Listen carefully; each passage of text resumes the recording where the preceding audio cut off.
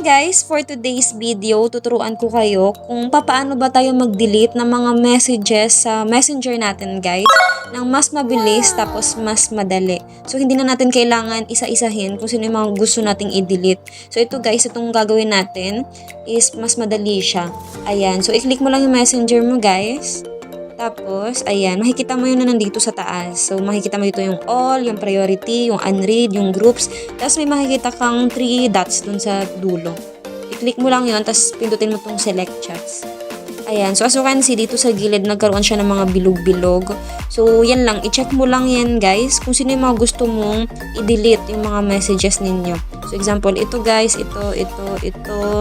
Ayan, so, ayan, mamili ka lang dyan, kahit mabilisan pa yan or maramihan, pili ka lang dyan. Kunwari, ito, mga ganyan siya guys. So, diba, hindi mo na kailangan isa-isahin pa. So, dyan, makakapili ka na dyan, tapos isahan na lang siya.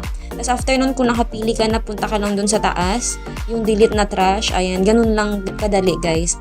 Yun na po yung bagong update ngayon ni Messenger. So, ayun lang guys!